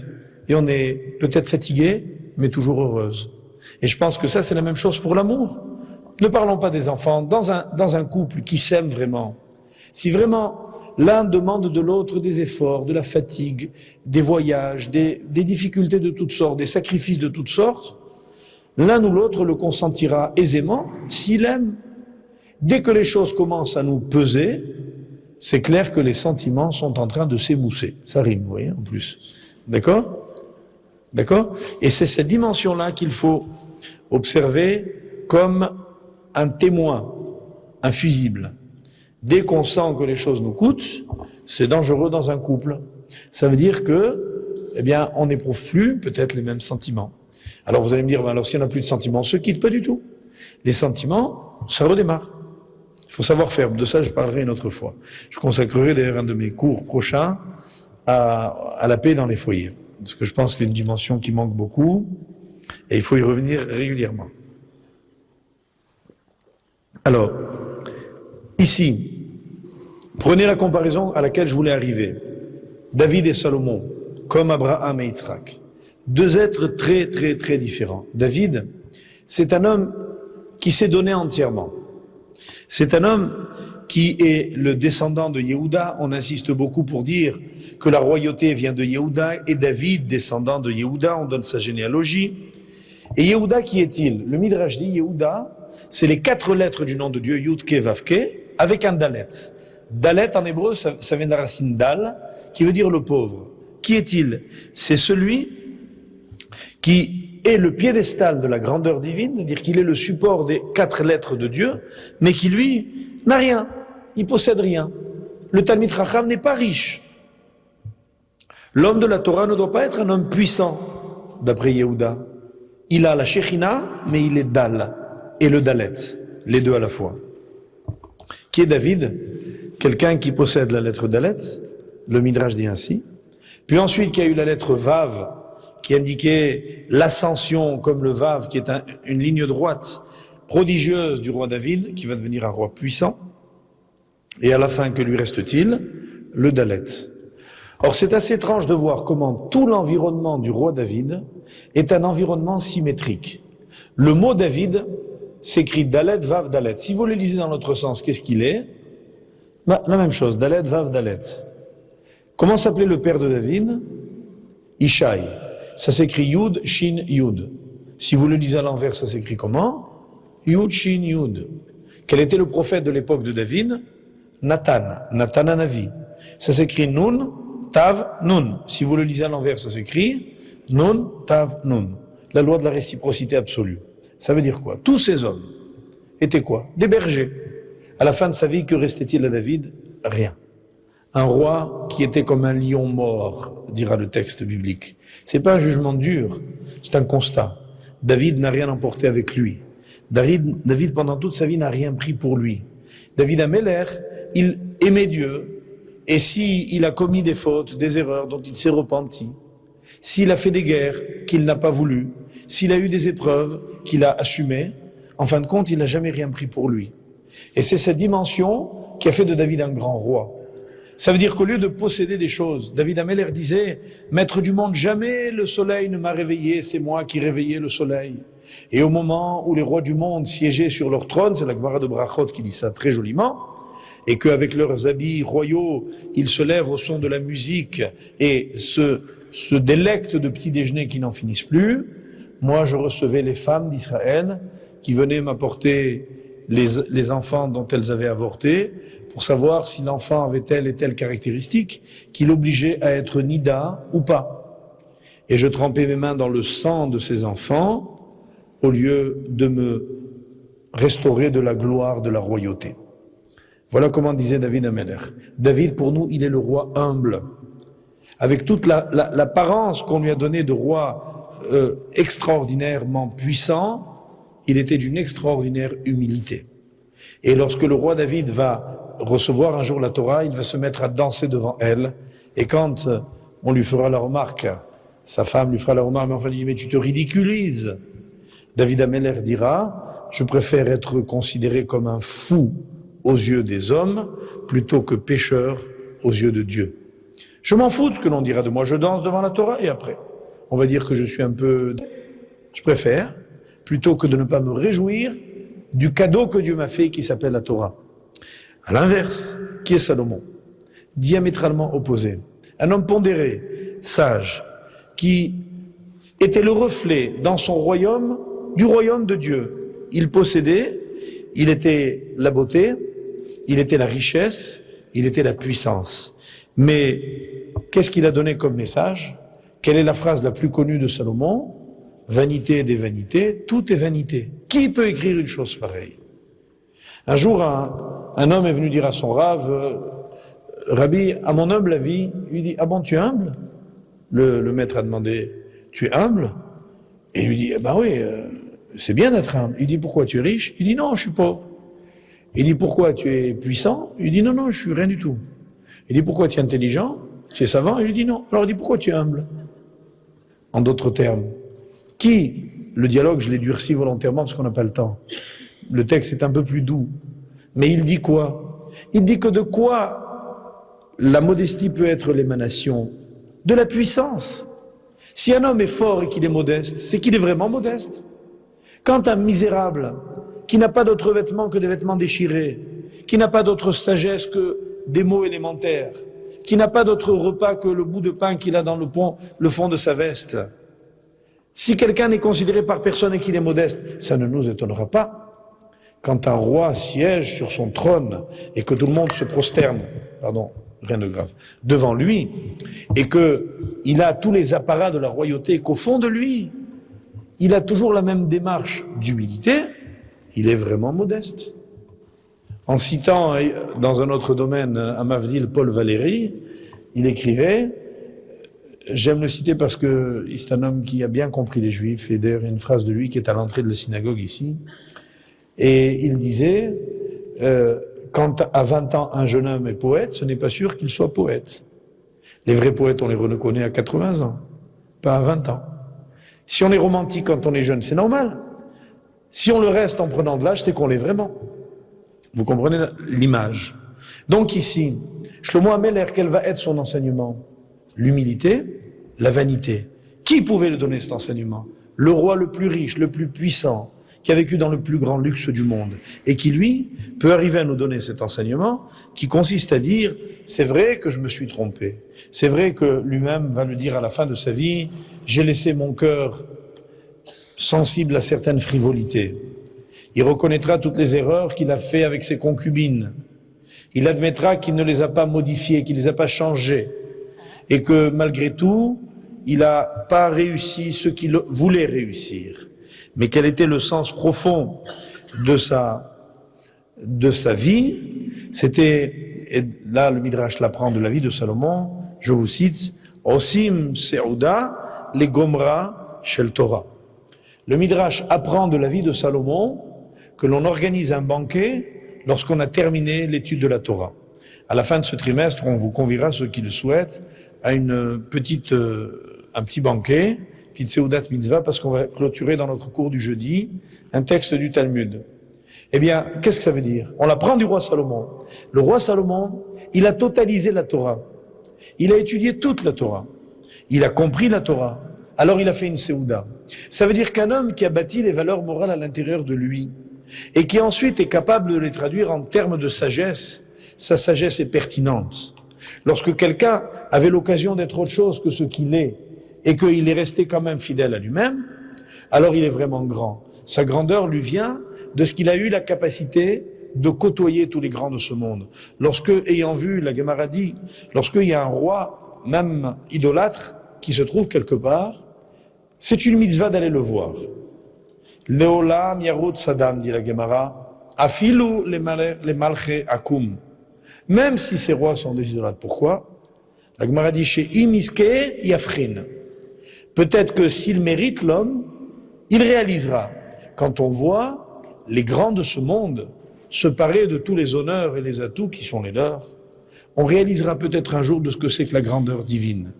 Quand avant de dire le schéma, on récite dans nos prières quotidiennes un passage qui s'appelle le Yotzer, on dit Veha Ofanim Vechayot HaKodesh, et tous les anges qui s'appellent Ofanim et créatures saintes, toutes l'une à l'autre se disent en répondant Kadosh, Kadosh, Kadosh Hashem, l'Éternel est 3 fois saint. Qu'est-ce que ça veut dire ces textes-là? Pourquoi on les dit autour, avant et après le schéma? Pour réaliser de la grandeur divine. Si on imagine un palais avec un faste extraordinaire, des serviteurs qui nous accueillent à l'extérieur, et puis des majordomes qui nous font rentrer dans un vestibule, et puis on rentre dans une première salle, et une deuxième, une troisième, etc. Et on arrive enfin dans la salle royale, on a une autre approche que si on rentrait de but en blanc dans la maison, dans l'intimité du roi. Kaviachol, si on pouvait utiliser une image, dit le Midrash, on comprend que rentrer dans l'intimité divine, c'est toute une préparation psychologique, intellectuelle et mentale. Et que c'est ça que la prière s'efforce de nous donner. Et que ici, quand le roi Salomon a voulu donner au peuple juif un enseignement pour l'éternité, c'est effectivement là qu'a été la leçon du roi Salomon. Or, qu'est-ce qu'il a voulu nous dire? Et je ne tirerai donc de lui qu'un seul enseignement vu le peu de temps dont nous disposons. C'est que chacun d'entre nous, malheureusement, peut passer sa vie à courir après des richesses. Richesses de toute nature. Les gens riches, c'est pas seulement ceux qui ont beaucoup d'argent, c'est ceux qui ont du pouvoir, c'est ceux qui ont de l'influence, c'est ceux qui ont de l'intelligence dont ils se servent de différentes façons. Bref, toutes les zones d'influence qui peuvent être les nôtres parce que nous possédons. Eh bien, peut-être que c'est ça qui va axer notre vie. Et la Torah nous dit, souvenez-vous, que tout a été créé pour moi. Pour moi, l'Éternel. Toi, tu n'as pas le droit de t'approprier le monde. Akol lichvodi, tout est en mon honneur. Et le Midrash exprime cette idée ainsi, en disant pourquoi dans la création du monde, la dernière créature était l'homme, pour qu'on lui dise ainsi, si tu mérites, je rappellerai que tout ce qui a précédé n'a été créé que pour toi. On a tout préparé, la séouda, on a préparé la maison, la terre, on a préparé le repas, les animaux, les plantes, etc., etc. Et puis toi, tu arrives à la fin comme un roi. Mais si l'homme faute, on lui dira, même l'insecte a été créé avant toi. En d'autres termes, être le dernier, c'est pas nécessairement être le plus honoré. Ça va dépendre que de nous. Quelle est l'appréciation que nous allons, nous, avoir précisément de la vie? Et c'est en ce sens que nous voyons que le peuple juif a eu besoin de découvrir ces choses-là dans son histoire. Si notre histoire a commencé dans la difficulté, souvenez-vous que juste avant la sortie d'Égypte, l'avant-dernière plaie, la dernière coïncidera avec notre sortie d'Égypte, notre départ d'Égypte. C'était quoi? C'était les ténèbres. Les ténèbres. Les ténèbres étaient l'avant-dernière plaie d'Égypte. Or, quand Dieu a créé le monde, on dit que Dieu a créé 10 choses et qu'il y a eu 10 plaies. Et que les 10 plaies sont en parallèle avec les 10 choses, qui elles-mêmes conduiront ces 10 plaies ensuite aux 10 commandements. Oui, cette analogie que fait le Midrash, elle n'est pas facile. Nous nous contenterons d'expliquer juste ce point, c'est que dans la création du monde, à l'envers donc, la deuxième chose qui a été créée, c'est la lumière.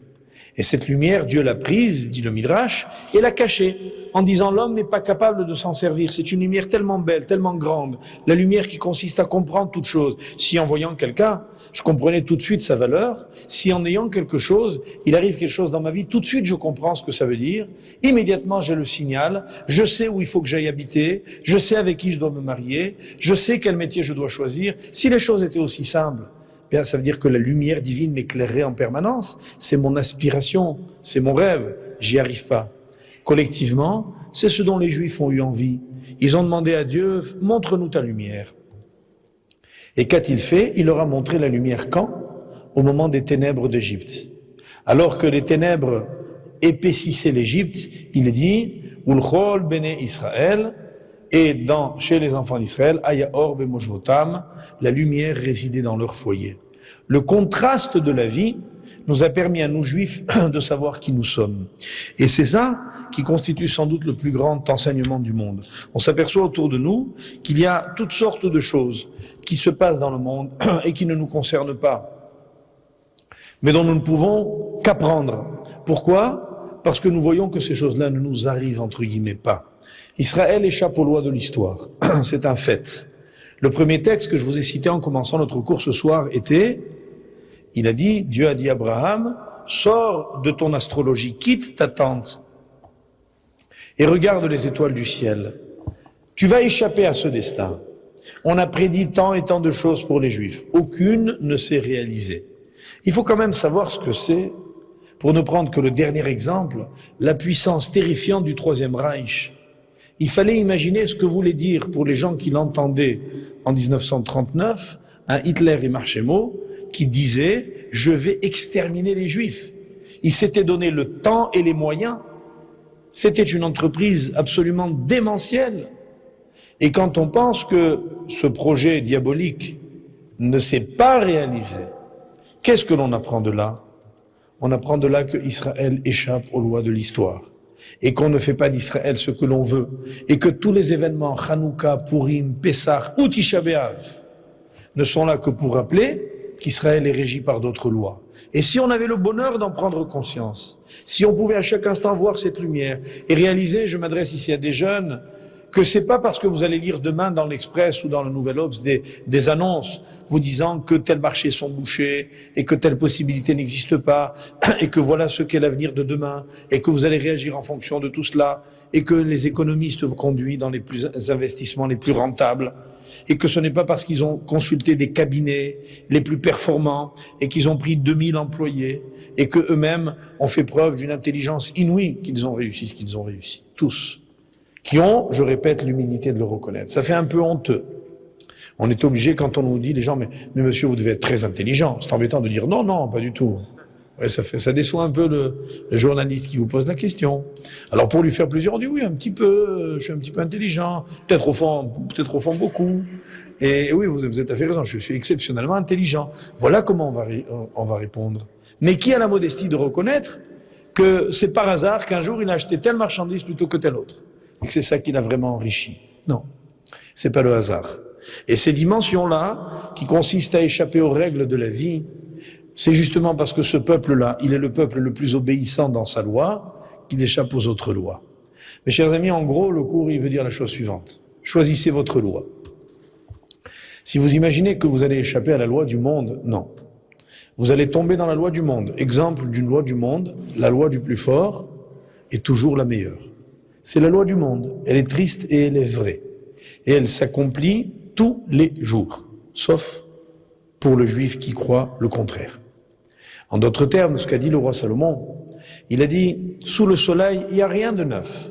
Les lois se déclinent avec la même rigidité, avec la même exemplarité. Elles sont toujours des lois. Elles ne faiblissent ni ne cessent jamais. Leolam lo ishbotu, jamais elles ne cesseront. C'est les versets qui l'ont dit.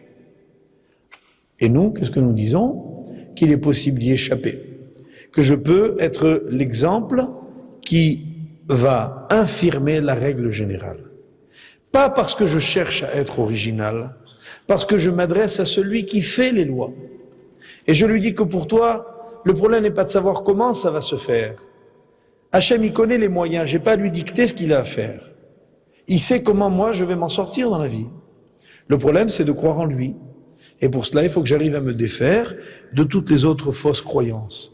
Alors voilà pourquoi l'œuvre du roi Salomon a été une œuvre tellement monumentale qui va traverser l'histoire. Et la preuve qu'elle a traversé l'histoire, c'était donc la preuve que finalement, lui était un grand homme. Parce que comprendre nous-mêmes ce qui se passe et juger l'histoire, c'est trop petit. Vous savez, un très grand maître qui s'appelait le Chazon Ish, à qui on demandait d'essayer d'expliquer ce qui s'était passé pendant la Shoah, pendant l'Holocauste, il avait dit lui-même, imaginez, disait-il, je vais essayer de le citer mot à mot parce que j'ai son texte ici sous les yeux, il disait, condamner ce qui est arrivé, dénoncer ce qui est arrivé, il disait c'est comme dénoncer le commentaire complexe des commentaires du Talmud qui s'appelait les Tosafot, alors qu'on n'a même pas compris le sens littéral du Talmud. C'est seulement quand on a compris le sens de base du texte qu'on peut apprécier la valeur d'un commentaire. Il dit l'interprétation des phénomènes de l'histoire passe par le même processus. On est trop près des événements pour être capable de les comprendre. Un jour viendra où on comprendra les raisons qui ont poussé la sagesse divine à faire ce qu'elle a fait. Et alors seulement nous comprendrons. Ici, si vous voulez, on a l'idée que le prophète Zacharie a répandu tellement fort que c'est la dernière phrase de toutes les prières de toutes les communautés du monde. La dernière tefila, c'est Alenu Leshabeach. Nous avons le devoir de rendre hommage à l'Éternel. Et comment se termine cette prière? Ve'aya Hashem le melech al kol haaretz, bayom hahu yeh Hashem echad u'shmo echad. Ça veut dire, et Dieu sera le roi sur la terre, et bayom hahu, et ce jour-là, eh bien Hashem sera un et son nom sera un. Prophète Zacharie, chapitre 14. Chachamim demande dans le Midrash, au nom de Rav Acha bar Chanina, ils disent, et qu'est-ce que ça veut dire? Pourquoi on dit alors, Bayom Haou, ça désigne le monde futur. Et maintenant, on peut pas? On dit non. Maintenant, qu'est-ce qui se passe? Maintenant, quand il y a des malheurs, on dit c'est un malheur. Quand il y a des joies, on dit c'est une joie. Quand on arrivera à ce jour-là, on comprendra chez Hachem Echad ou Shmo Echad. Qu'en fait, tous les événements n'étaient qu'un, qu'il n'y avait qu'un sens à l'histoire. Et qu'il n'y a pas de malheur dans le monde et qu'il n'y a pas de joie dans le monde. Que malheur et joie procèdent d'une même logique, appartiennent à un même Dieu, ils sont le même nom, Hachem Echad, c'est-à-dire le nom est un, et que ce n'est pas parce qu'il y a des manifestations différentes qu'il y a divergence dans le sens de l'événement. Et alors, on bénira, c'est la Gemara dans Psachim, page 50 qui dit cela, on bénira l'Éternel dans toutes ses dimensions, en considérant que c'est de lui que viennent tous les biens. Tout le bien ne vient que de lui, et tout est bien. Et quand les Rachamim disent ce qui arrive c'est pour le bien, c'est pas parce qu'ils sont fatalistes. C'est une prophétie. Ça veut dire, nous on croit parfois que des événements que nous pensons être dramatiques le sont. Et on dit, bon, qu'est-ce que vous voulez que j'y fasse? Eh ben, c'est arrivé. Non. C'est pas comme ça qu'il faudrait réagir, mes chers amis. Il faudrait réagir en disant, ce qui arrive est bien. Moi, aujourd'hui, je le perçois comme un mal évident. C'est une souffrance, c'est une douleur, c'est un drame. Non, c'est parce que je suis trop petit, parce que j'ai pas la capacité de comprendre le sens de l'événement, que je le juge négativement. La capacité d'attribuer à l'événement sa vraie finalité, c'est ce qui nous fera dire un jour qu'il n'était que bien. Alors imaginez vraiment si nous pouvions avoir la chance, vous et moi, de vivre vraiment comme cela. Qu'est-ce qui se passerait? Eh bien, aucun événement de la vie ne nous attristerait. Aucune perspective ne nous effraierait. Nous n'aurions peur de rien ni de personne. Le roi David a dit lui-même dans un psaume très beau, « Je crois en Dieu, ma ya'ase li Adam. Que voulez-vous qu'un homme me fasse? Vous croyez que parce qu'un homme me frappe, m'insulte ou me fait du mal, que c'est lui qui me fait? Non, disait le roi David. Il est l'envoyé de Dieu. Et cette épreuve que j'ai, elle a un sens. Et je dois essayer de le comprendre. Et je dois essayer d'en tirer l'enseignement. Et je dois positiver cette expérience. Quelqu'un qui vivrait comme ça est quelqu'un qui serait jamais malheureux. C'est quelqu'un qui, à chaque instant, réaliserait qu'est-ce que c'est que Hachem. Voilà pourquoi. Ce qui va donner l'immense valeur de son livre à Kohelet, va dire le Talmud, qui s'est demandé, est-ce que vraiment il fallait mettre Kohelet dans la Bible? Et lorsque les sages, après avoir discuté, concluent oui, ils disent, et ceci pour deux raisons. Pour la façon dont Kohelet commence, et pour la façon dont Kohelet termine. Et qu'est-ce que c'est que le début et la fin? Eh bien, rappelons-nous ce qu'a dit le début de Kohelet. Ce fameux verset que je vous ai demandé de garder en stand-by pendant ce petit cours. En disant, quel est le profit que l'homme tire de son labeur sur la terre, sous le soleil? Et le Talmud a dit, oui, sous le soleil, ça vaut pas la peine de se poser la question. C'est tout à fait clair que l'homme ne tire aucun profit de son labeur. Or ici, il y a deux termes que l'on a comparés, que je vous demande de ne pas oublier pour un instant. Adam et Shemesh. On a comparé l'homme et on l'a comparé à quoi? Au soleil. Oui. Et puis on a dit, voilà ce qu'est l'homme, voilà ce qu'est le soleil. Si tu comprends l'un, tu comprends l'autre. Restons 2 secondes avec ce texte en tête. Par quoi termine Kohelet? Le dernier verset, à la fin du 12e chapitre, dit « Sauf d'avar, à Kol Nishma », la conclusion de toute cette étude, dira le roi Salomon dans la fin de son livre, tout étant bien considéré en bon français, « Et à Elohim yera, ve'et mitzvotav shemor, kize kol Adam ».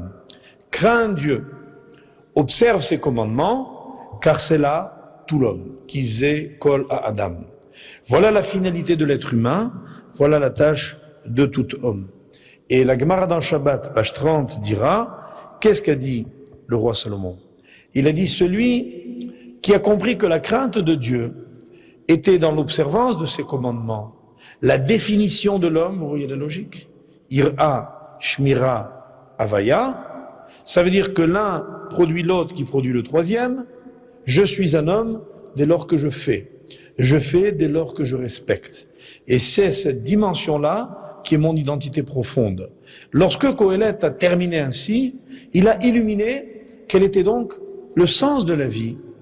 Et ce sens de la vie consiste à nous souvenir que finalement les prophètes d'Israël qui ont laissé des traces, n'étaient, la Gemara les énumère dans Megillah. Au total, on nous énumère là-bas qu'il y a eu 48 prophètes hommes et 7 prophètes femmes. Ça fait en tout 55, par hasard, hein, c'est un chiffre tout à fait par hasard. Il y a 55 prophètes et prophétesses dans l'histoire juive. Or, la Gemara dit là-bas qu'il y a eu des centaines de milliers de prophètes. Et la Gemara dit 2 fois le nombre de juifs qui sont sortis d'Égypte. Ils étaient 603 550 fois 2, faites le calcul. De tous ces prophètes qu'il y a eu, on n'en a retenu que 55. Pourquoi? Et la Gemara dit, c'est parce que tout ce qui n'avait pas d'intérêt pour le futur, Anevu le dorot nirteva, chez l'autre le dorot lo nirteva. La Gemara dit, les prophéties dont on n'avait pas besoin pour l'histoire, c'est pas qu'elles étaient fausses. Elles n'ont pas été écrites. Elles n'ont pas été retenues. Qu'est-ce que la Bible? Le filtre de l'histoire. Ce qui est marqué dans la Bible, ce qui est marqué dans le Tanakh, ce qui est marqué dans la Torah, c'est ce qui est indispensable pour continuer à vivre. Et si je demeure aujourd'hui un étudiant de la Torah, c'est parce que c'est là-bas que se trouve la source de la compréhension de ma propre vie. Dès lors que nous avons médité ce qu'elle avait à nous dire, alors nous avons la capacité de vivre. Alors maintenant comprenons la comparaison entre l'homme et le soleil. Le soleil, dans notre système, c'est l'énergie. C'est l'énergie par définition. Sans lui, la vie s'arrêterait. Il est tout à fait clair que c'est l'image de la puissance de la nature. Et quand on a dit dans ce verset, Tachatz Hashemesh, sors, mets-toi sous le soleil, alors on a compris quelle était la question d'Abraham. Abraham avait dit, voilà, sous la nature, j'ai aucune chance. Et Dieu lui a dit, tu as raison. Je ne dis pas que les savants ont tort. Qu'est-ce que vous ont dit les médecins? Vous êtes stérile? Ils ont raison. Je ne dis pas que les médecins sont des imbéciles, que les savants sont des imbéciles.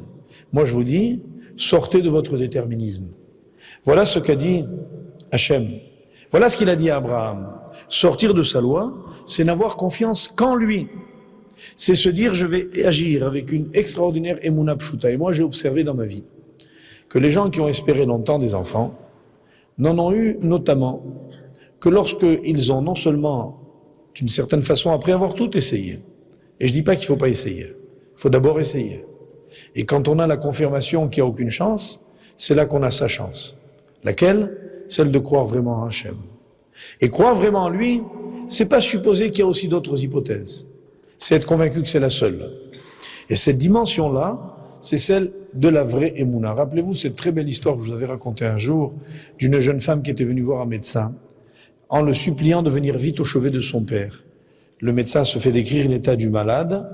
C'était un médecin juif pieux. Et une fois qu'il a terminé d'écouter, il dit « j'arrive ». Et très lentement, il met ses chaussures et il les brosse, il les lustre. Très lentement, il se lave les mains. Très lentement, il prend son chapeau, il brosse son chapeau, il met son chapeau. Très lentement, il prend son manteau, il brosse son manteau, il met son manteau. Et la jeune femme finit par craquer. Et elle dit « Maître du monde, regarde, même le médecin me lâche, il voit pas l'urgence de mon père, il me reste plus que toi. » dit-elle en criant.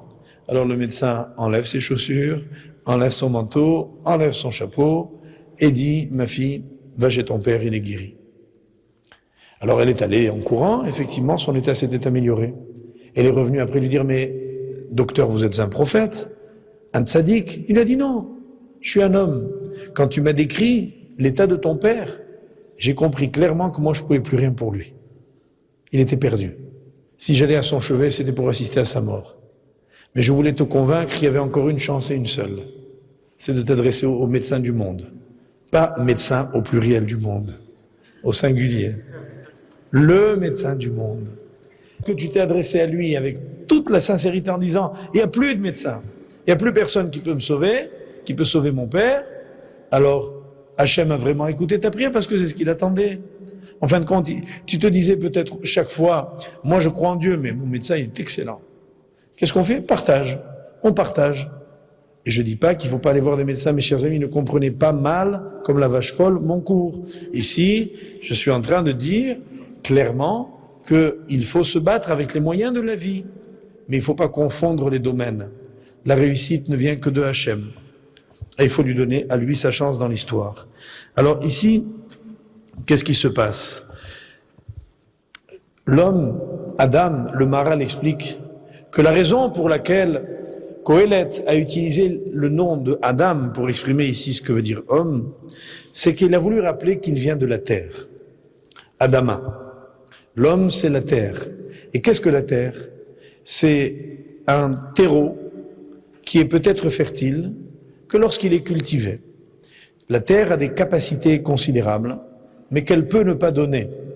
Pour qu'elle les donne, il faut qu'on la sème, qu'on la laboure, qu'on la sème, qu'on la travaille, qu'on l'arrose, et puis qu'on cueille la moisson. Il faut travailler la terre, et la terre donne ce qu'elle est. Voilà ce qu'est un être humain. Un être humain, c'est le seul être qui a été créé avec la terre comme ayant des potentialités et que des potentialités. Quand un enfant naît, quand un petit garçon grandit, quand il devient un adolescent et que tout le monde dit c'est extraordinaire, c'est un surdoué, c'est un garçon intelligent. Il y a des gens merveilleux qui n'ont jamais rien fait de leurs capacités. Le problème dans la vie n'est pas d'avoir des capacités, mais de réaliser des choses. Et c'est ça le pari de l'homme. C'est ce qu'il est capable de concrétiser.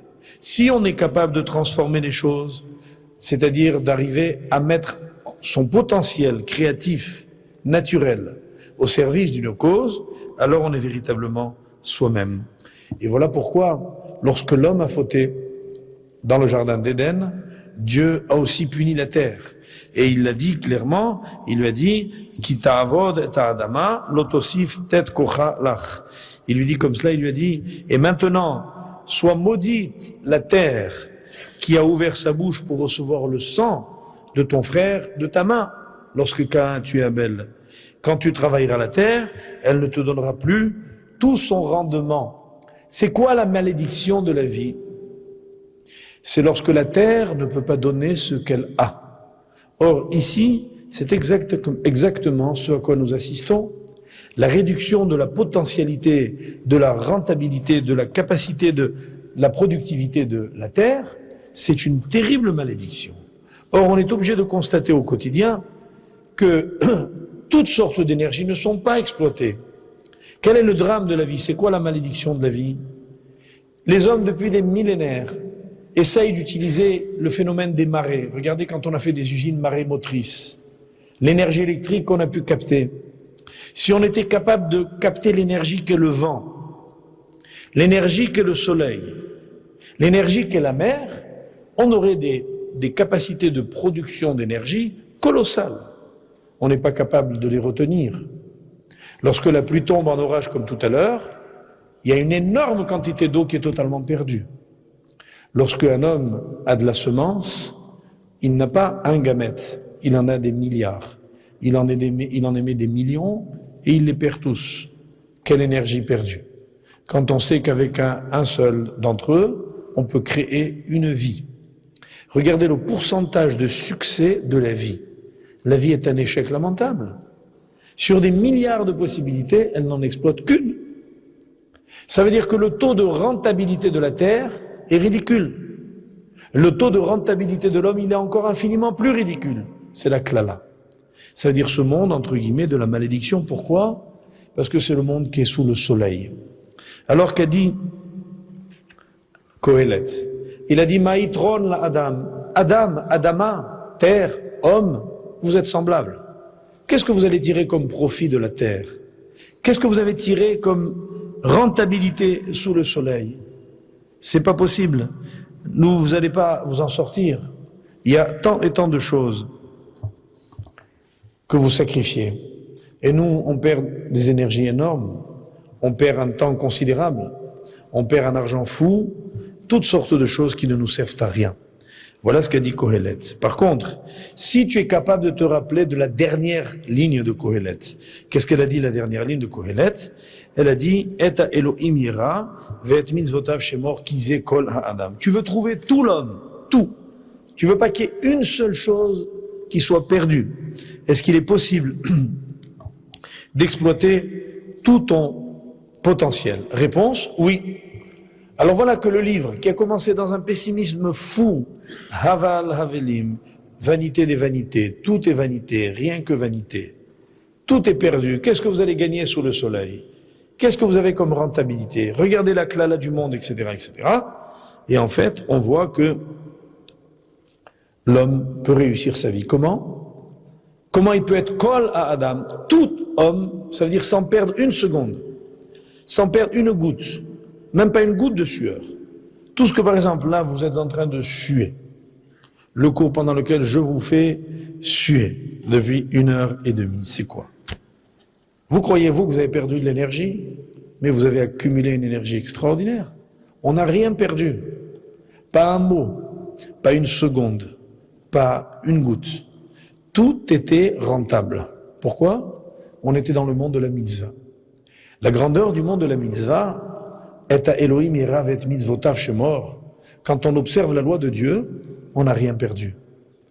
Et les Chachamim nous enseignent que quelqu'un qui va à l'office, qui va à la prière, qui va au cours, lorsque vous êtes parti de chez vous, vous habitez, admettons, boulevard Sébastopol, vous êtes sorti de chez vous pour venir jusqu'ici, ça vous a pris 25 minutes. Ces 25 minutes étaient considérées comme du limoud, comme de l'étude. Vous m'avez attendu un petit moment. Ne croyez pas que c'était du temps perdu. C'était une mitzvah d'attendre aussi le cours. Vous êtes resté là pendant le cours. Vous allez partir et ça va être peut-être un peu plus long le retour. Parce qu'il y a moins de métro, il y a moins de taxis. La route risque d'être plus longue. Il n'y a aucune minute de perdu. Ça veut dire que tout le temps que l'on croit avoir perdu, voilà que là d'un seul coup il est gagné. Pourquoi? Parce que c'est un temps de bien. C'est un temps investi. Et la satisfaction qu'on a à l'issue d'une mitzvah qui fait que l'homme a un mental très puissant. Que finalement, à part que de temps en temps le corps ne répond plus parce qu'on l'a utilisé, mais qu'est-ce que ça peut faire quand la coquille est bien vide? Quand après, à 120 ans, on va rendre notre corps et qu'il est bien crevé, on l'a complètement essoré, esquinté, c'est extraordinaire comme satisfaction. C'est beau, je ne sais pas si vous voyez, mais quand vous avez par exemple une voiture et que vous avez bien usé les pneus, c'est un kiff de changer de pneus, vous voyez? Quand ils sont bien usés, on a bien roulé, bien roulé, bien roulé. Vous voyez? Tous les objets que l'on a eus, quand on les a bien utilisés, un bon frigo qu'on a eu de notre mère, qu'il a eu de sa grand-mère, qu'il a eu de son arrière-grand-mère, etc. On est très économe dans la famille, et que le frigo il a 50 ans, et qu'on le fermait avec un élastique, etc., et qu'il faisait un bruit tel qui réveillait les voisins du 6e alors qu'on habite au rez-de-chaussée. Toutes ces choses-là, quand on les a bien utilisées, on a une profonde satisfaction. On a le sentiment d'un objet qui a servi. Imaginez que cette vie, elle puisse avoir ce sens. Alors, tout est gagné. Et je voudrais, non pas pour vous relever le moral, mais simplement pour vous encourager, vous dire que selon le Ramban et Metsudat David, commentaire célèbre du Tanakh, quand il a dit Havel Havalim, vanité des vanités, Akol Havel, ils ont dit comme cela, Akol Havel, c'est un impératif. Non pas tout est vanité, je constate. Ils ont dit, ces maîtres, lis le verset comme cela, considère comme vain toutes les vanités. Pourquoi? Ils ont dit ainsi, il y a des gens qui se disent, bon d'accord, il se pourrait que moi je comprenne mes épreuves, mais je me dis, les autres, ils sont pas mieux que moi, ils sont pas heureux. Un homme a un problème de santé, il se dit, bon, le rabbin dit qu'il fallait que tout était bien, bon, ben, j'assume mon problème de santé. Puis je vois des gens en bonne santé, ça me fait râler. Quelque part, je me dis, pourquoi eux et pas moi? Je me dis peut-être que le sort de l'autre est plus enviable que le bien. Bon, le rabbin dit, si on n'avait pas d'argent, mais c'est pas grave, faut faire avec. Mais moi, ça me fait râler de voir tous les jours passer mon voisin avec sa voiture de luxe et son chauffeur, et le voir partir en vacances tous les week-ends, qui commencent le jeudi soir et qui finissent le lundi soir, et de le voir partir 3 mois l'été, et puis 1 mois l'hiver, et puis 1 mois entre les deux. Et je me dis, et pourquoi pas moi? Moi, je veux bien, le rabbin, d'accord, il a raison, moi, je gagne 5 000 francs par mois, et je sue pour terminer mes mois avec difficulté. Mais lui, il en gagne 1000 fois plus que moi. Alors, je pourrais croire que lui est plus heureux, au fond de nous. Est-ce que c'est pas là la vraie question qu'on se pose? On est prêt à assumer notre vie, mais on râle de celle des autres. Alors, le Magui de Duvno, il avait une parabole extraordinaire. Il dit, ça ressemble à un homme qui s'approche d'un groupe de mendiants qui étaient tous des non-voyants. Il s'approche d'eux et il dit à l'un d'entre eux, tiens, partage avec tes amis. Et il s'en va. Mais il s'en va sans rien lui donner. Comme tous les autres ne voyaient pas, chacun a cru que c'était l'autre qui avait reçu. Et au bout d'1 minute, c'était la bagarre générale. Pourquoi? Parce que chacun disait, c'est toi qui l'as donné? Non, c'est pas moi. Alors c'est à toi? Non, c'est pas moi. Et chacun croyait que l'autre lui mentait. Et chacun était persuadé que l'autre avait reçu, mais ne voulait pas lui dire. Et ils se sont bagarrés. Et voilà ce que disait le Magui de Duvno. Il dit, les hommes se battent parce que chacun croit que l'autre est plus heureux que lui. Mes chers amis, c'est faux. On n'est pas plus heureux quand on est l'autre. Nous, on croit alléger nos souffrances en imaginant que celles des autres sont plus légères. On commet une erreur fatale. On ne trouvera jamais le bonheur si on considère qu'il est chez l'autre. Le bonheur, il est en nous, c'est nous qui le fabriquons, c'est nous qui devons lutter pour cela et éprouver cette joie. Et cette joie, on peut l'éprouver de façon extrêmement simple. Je vous raconte une toute petite histoire authentique que j'avais une fois racontée dans un cours, mais elle est tellement vraie qu'on perd pas de temps à la re-raconter, en rappelant qu'un jour, c'est une histoire qui est arrivée en Allemagne, à Leipzig, dans la banlieue de cette grande ville dans laquelle se tenait une foire célèbre, la foire de Leipzig, il y avait une communauté juive dans une petite ville dont j'ai oublié le nom. Et la scène que je vous décris se passe le dernier soir de Pessah. Le rabbin de la communauté est assis en train d'étudier avec ses élèves. Et puis, voilà qu'il laisse échapper une réflexion, il disait, quand même, c'est dommage. Pessah se termine, c'était beau avant Pessah. On avait beaucoup de travail, c'est vrai, mais c'est extraordinaire de voir tous ces pauvres qui venaient nous demander un peu de farine, un peu de vin, un peu de viande pour la fête, et on pouvait donner, et tout le monde avait besoin, et tout le monde avait envie de donner, et tout le monde était heureux. Et maintenant, il n'y a plus personne qui vient nous demander quoi que ce soit, parce que grâce à Dieu, tout le monde a tout. Je regrette un peu de ne pas pouvoir donner. Il n'a pas fini sa phrase qu'on frappe à la porte, un homme entre. C'est l'homme le plus riche de la communauté. Le rabbin laisse sortir le mot, il dit, ah, Baruch haba, mais je suis déçu de te voir. Il dit, pourquoi? Il dit, parce que justement, je venais de dire à mes élèves que je cherchais quelqu'un à qui donner, et puis c'est l'homme le plus riche qui rentre. Alors l'homme fond en larmes, et le rabbi lui demande qu'est-ce qui se passe. Il dit, Rabbi, tu ne pouvais pas dire une phrase plus juste. J'ai besoin de toi.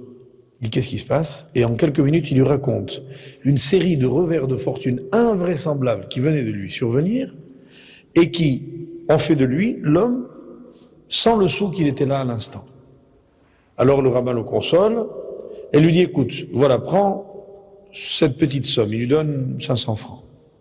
Et il lui dit, rends-toi avec cette petite somme à Leipzig, à la foire qui commence demain, et là-bas, achète la première chose qu'on te proposera. L'homme revigoré remercie le rabbin et s'en va. Il arrive à la foire de Leipzig où tout le monde, évidemment, croyait qu'il était toujours aussi riche.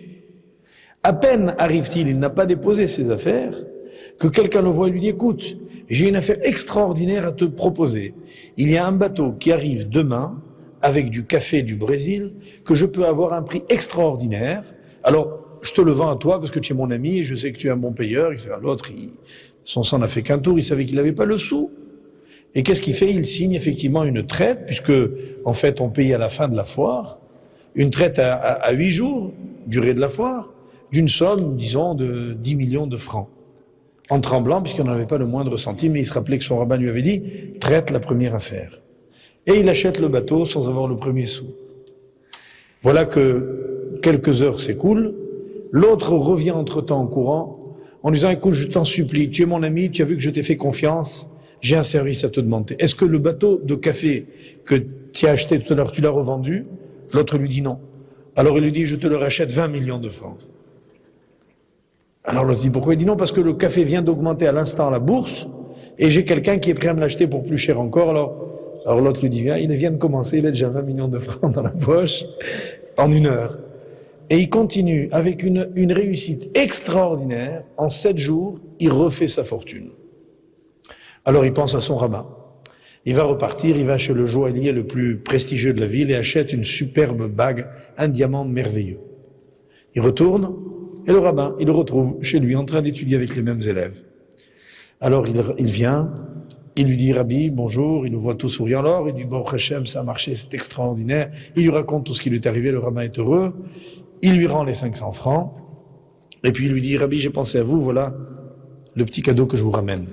En fait, de petit cadeau, le rabbin ouvre l'écran et voit le diamant qui est le plus beau qu'il ait jamais vu de sa vie.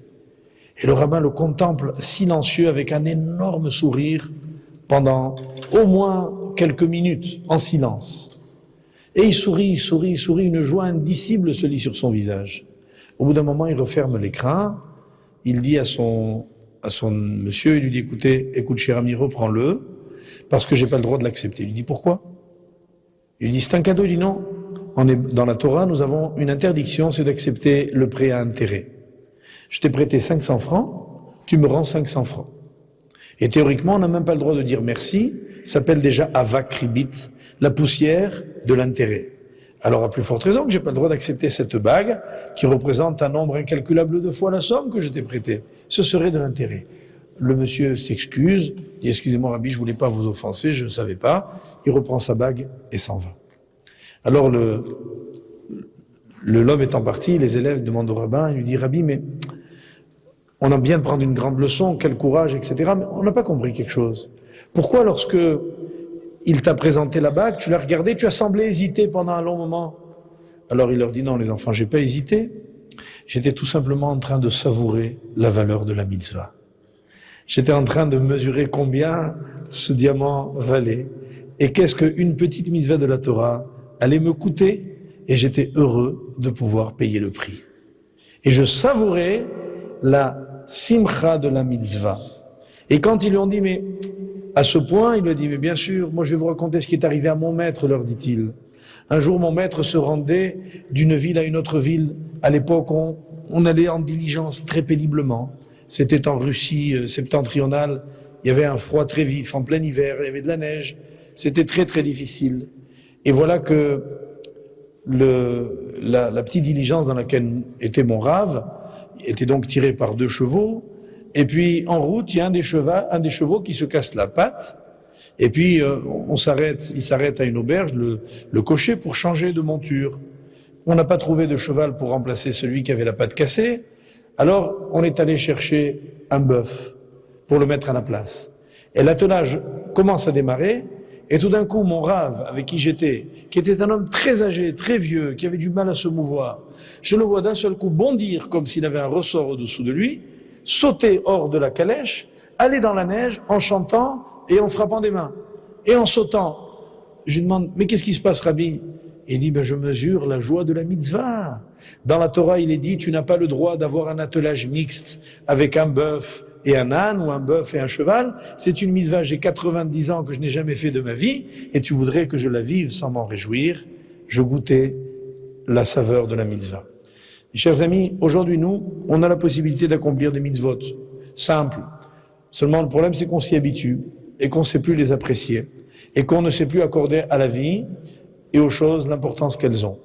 Le petit objet de ce cours, c'était de vous rappeler que les choses les plus simples ont un goût très puissant. Le tout, c'est de ne pas émousser le nôtre pour pouvoir les sentir. Voilà.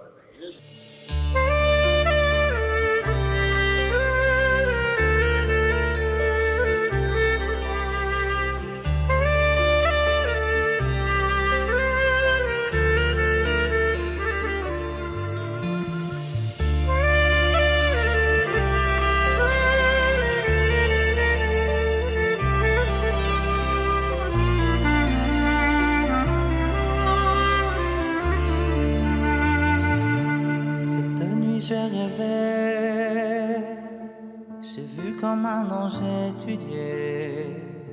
Quand il leva la tête, son visage irradiait de pureté. Puis il m'a regardé et me fit signe d'approcher. Soudain je reconnus le rêve que la France avait tant aimé. Il nous a guidés, tel un fidèle berger. Il a mis la Torah entre nos mains et nous l'avons pratiquée. Il nous a rassemblés comme nous voulions lui ressembler. Cet espace vide que tu as laissé ne sera jamais comblé. Oh, Yosef Chaim,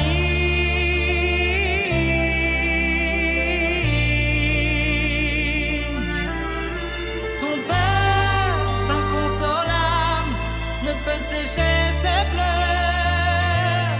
Oh, Yosef Chaim,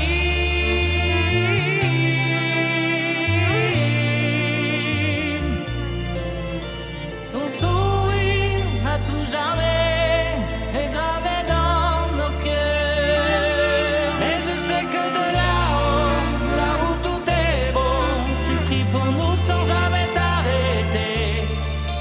Continue de nous défendre et d'implorer.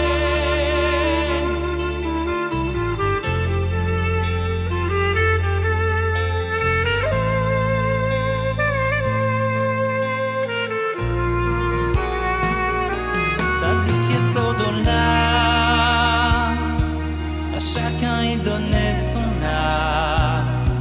Et lorsque tous les autres parlaient à Dieu, lui il parlait à l'autre. Et jusqu'au dernier jour, il acceptait avec amour les épreuves endurées.